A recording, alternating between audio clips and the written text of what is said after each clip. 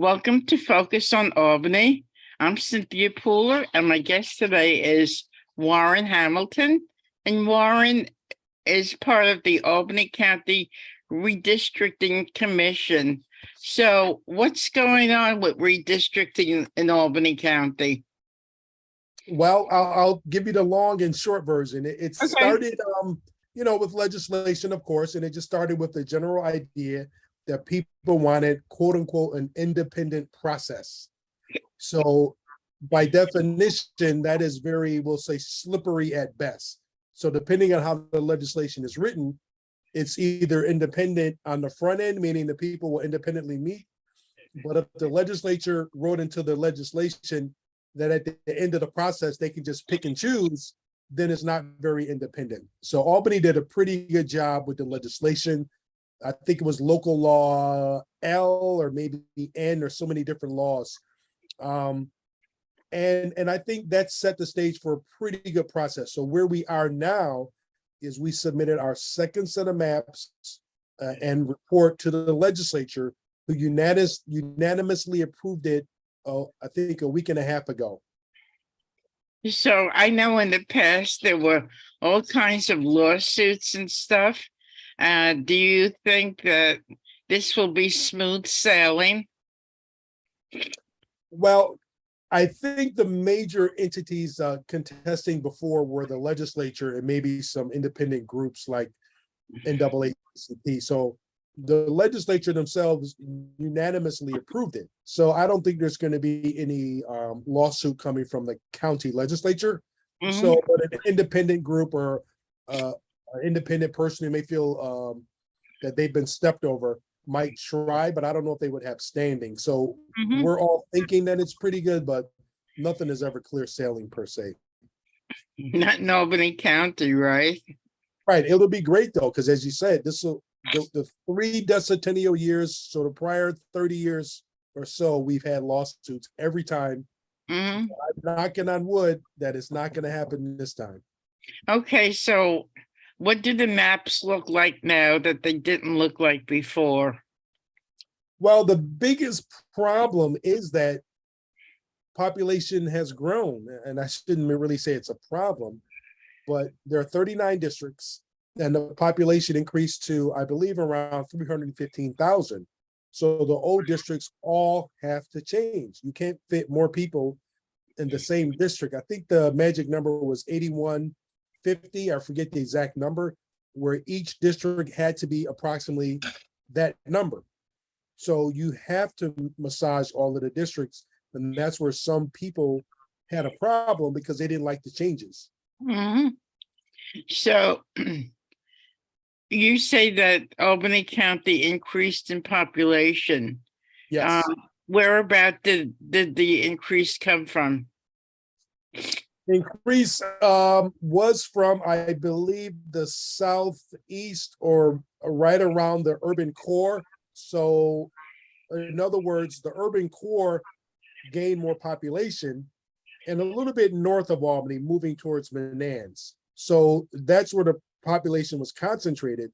So we had to reconfigure all the districts around it to get to the magic number, but it begins with the MMD, because written into the legislation was something called the Majority Minority District Subcommittee. So Okay. that subcommittee specifically looked at all of the core urban districts first as the core, and then in a concentric zone kind of way, we worked our way out to the rest of the districts. So who else, excuse me, who else is on the commission besides you? Well, we've got Larry Volk was our chair, Patricia Sibilia, who works with the League of Women Voters. We had Tom Klingen, who was a former county clerk. Uh-huh. We have Leaf Hartmark, Mark, forget Mark's last name, Joan as well, and Julia. So we're all listed on the county website right under county government. The commission has a page on the county website. It's under government, under redistricting, and it has a bio of all of the commissioners and the subcommittee members. So all of them that are on the committee, they're not elected officials, right? None of them are elected or currently working for the county. And the way the process works is that the leaders all got to pick 4 people. So the majority leader, minority leader, different, those types of leaders pick 4 people. And then those 4 people pick the balance of the committee. So I was one of the non-political, we'll call it, appointees. I was chosen by the people who had to get the work done, and I'm presuming they hoped I would be helpful in the process. In other words, I was not a political pick.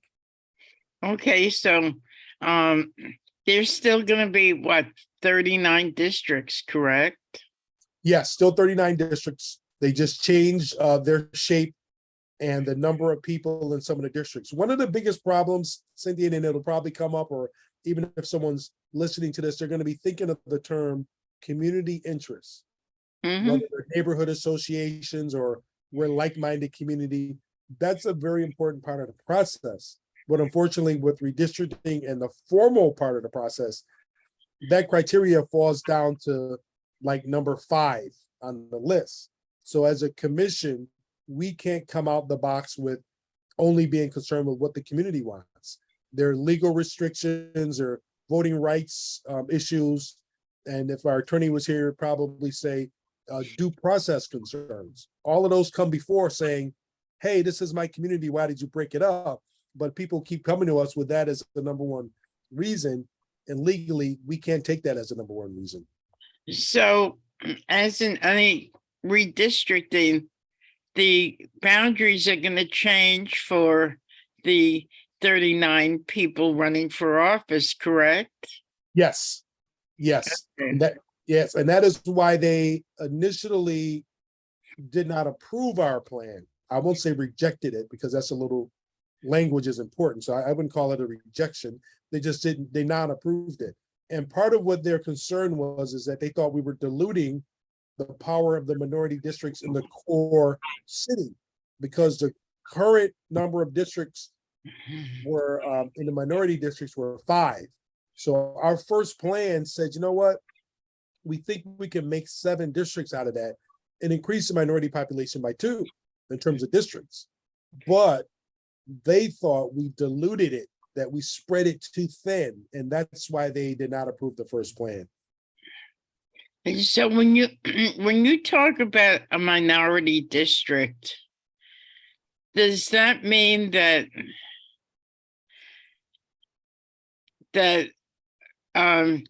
representation has to come from a minority person?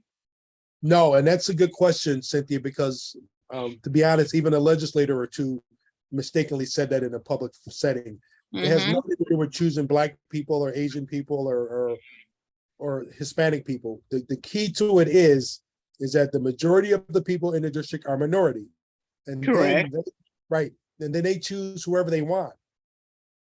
So sometimes people confuse the fact that the Black district has to pick a Black person, and that is not the case. We have the Honorable Mr. Clay was chosen with the majority white district, and he's a Black legislator, right? And Sam Fine is in the inner city in the Black district, but they chose him because they felt he was a better person. So it is, and here's the key: the minority district has to have the ability to pick the person of their choice. That's it. It could be 80% Black, and all we want to know is that they're able to pick whomever they want and not necessarily a minority person. Okay, so we're here talking on Martin Luther King's birthday. How does what you've done affect the voters? That's an excellent question, and it gives me an opportunity to point to my AmeriCorps little badge on my shirt here. I spent 11 years in the state process with AmeriCorps, and it's all about service. And in fact, we would even have a Martin Luther King Day service. And one of the things we always preach was, it's a day on, not a day off. Because early on, too many people just looked at it as, oh, I got a day off. No, it's a day of service. So what this is all about is, the main point, and taking it back to Martin Luther King, is not necessarily racial equity, but due process and equal protection. So this whole redistricting process is a way to make it more equitable and also adhere to voting rights.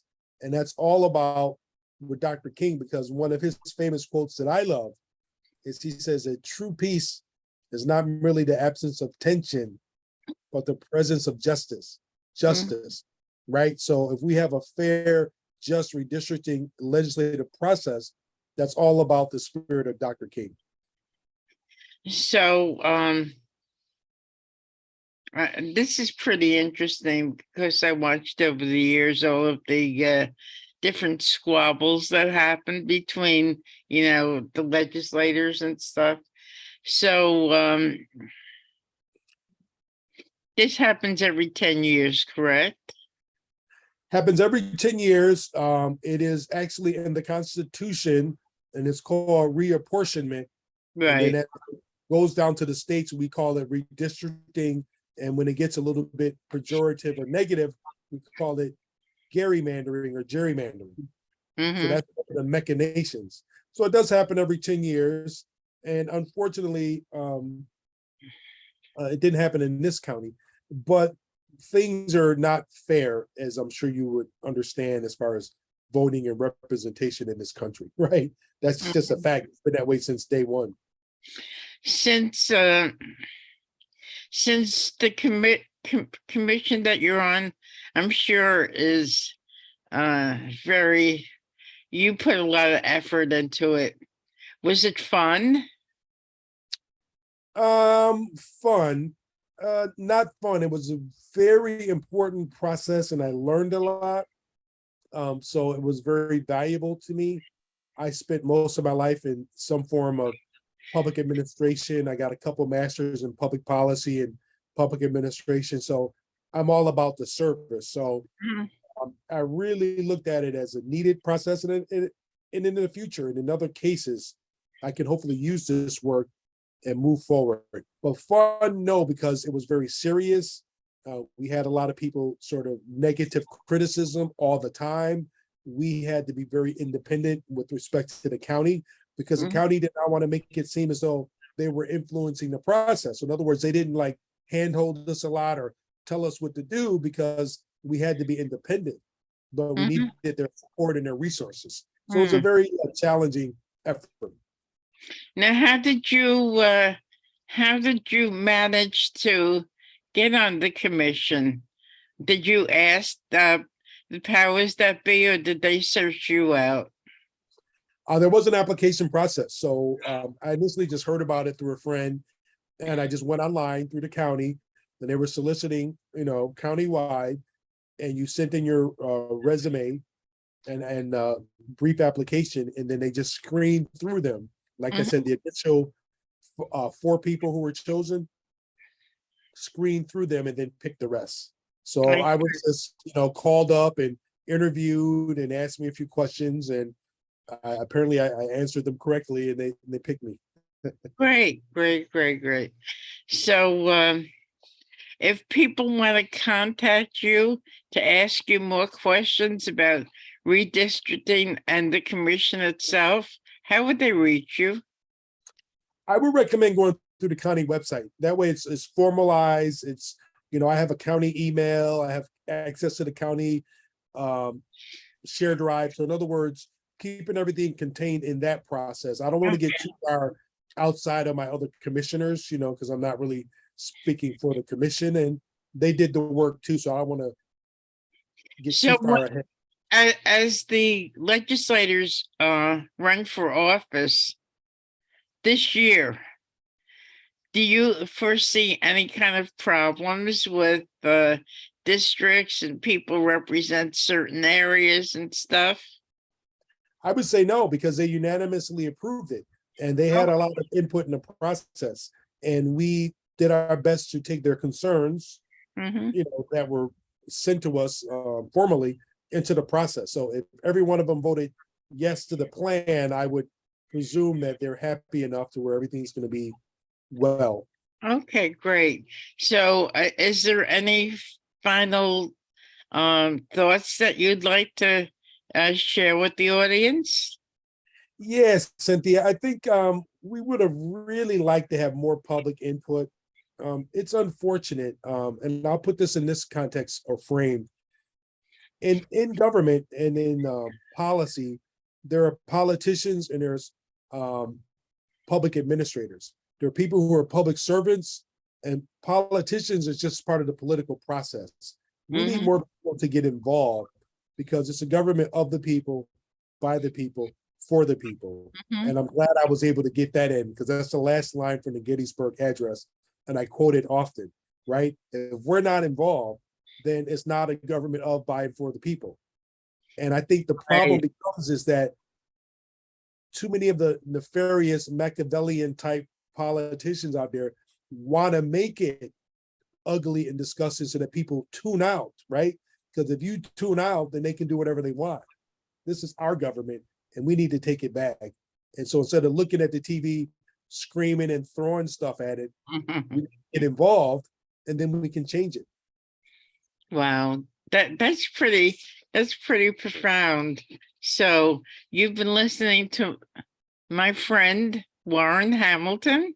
I'm Cynthia Pooler. This is Focus on Albany. And if you like this show, please subscribe to my YouTube channel. Warren, happy Martin Luther King Day, and we'll be seeing each other probably down at the co-op. Thank you, my friend. Honest Way Food Co-op. Amen to that. Have a good day and have a good day, everybody.